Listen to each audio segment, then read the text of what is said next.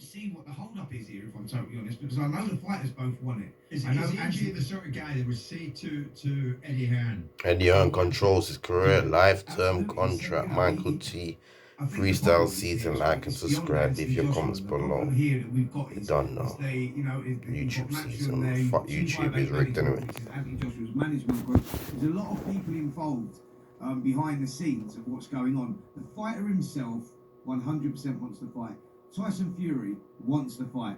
What's the problem? It seems like the contract, the main stumbling blocks in the contract, Simon, you'll know better about this with the contract side of things, but for me, it seems the main problems, main stumbling blocks have been sorted, so I don't know what the hold-up is. Would there be any truth, Spencer, in throwing this out, that maybe some people in his management team are nervous about Joshua going in against Fury? Because if he loses, AJ's got a bunch of money in the bank, but they've still got to crack on working. Well, Jim, when we go through the layers of all this, which we have, and you're getting closer to it because they've had that contract for some 10 to 12 days, and like I say, I know AJ wants to fight. So when you go through the layers of it, you go, what's the hold-up?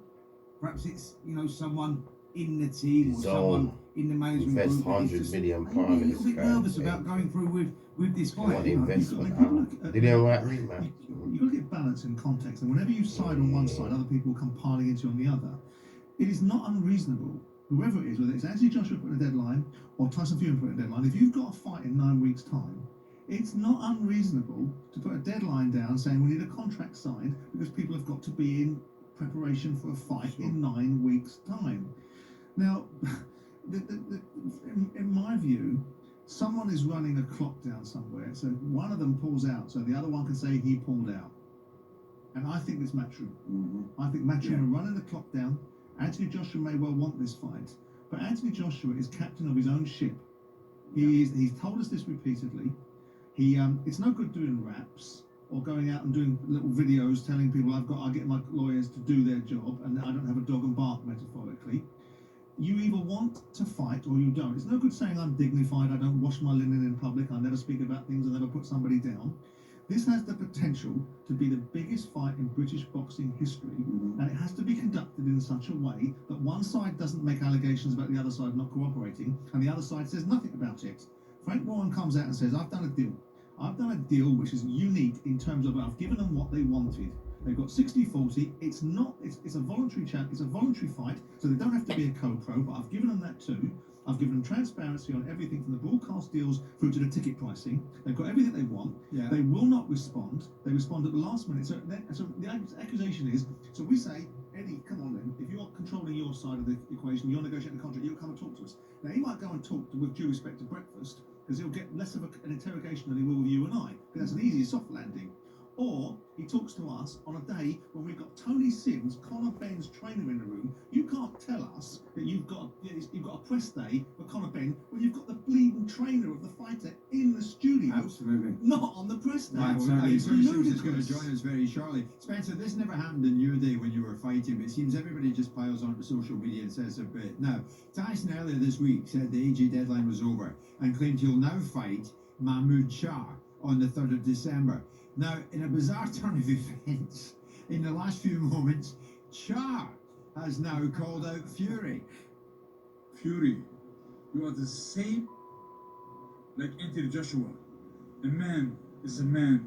When you say Joshua is out, he's out. You told everyone you want to fight me.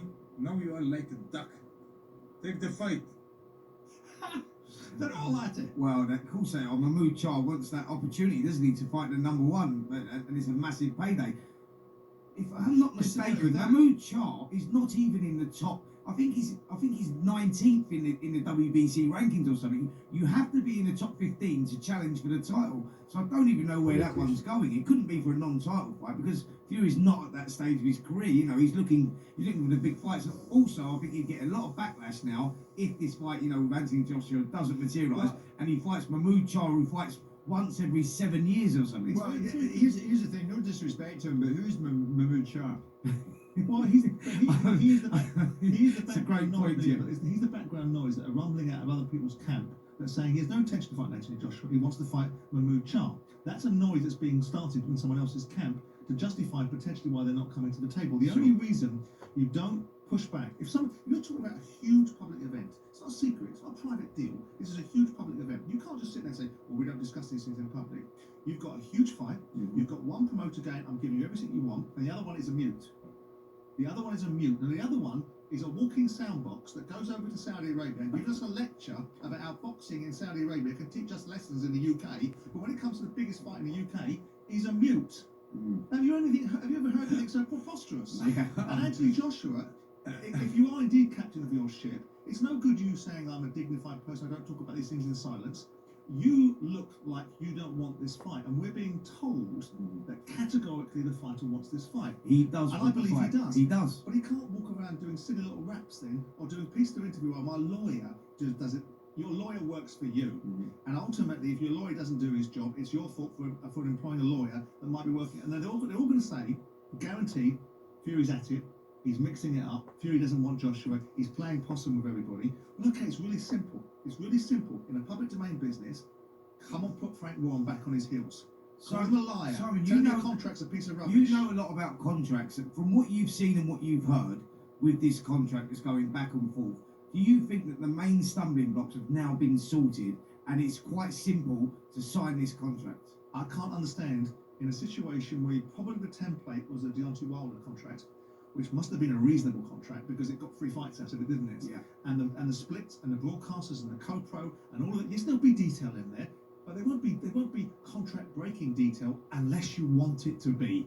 Right. If you want to do a contract and you really want to do it, you will find a way to do. Right, but in this instance, if you've taken away the primary problem, which is broadcaster, transparency, co-pro, and money, please tell me why you won't send contracts back and you have to send them back at 11:30 on a Monday night. Nobody cares that you're in watching Gennady Golovkin and Canelo Alvarez. Get Frank Smith to do it. You've got other people that can do it, right? Absolutely.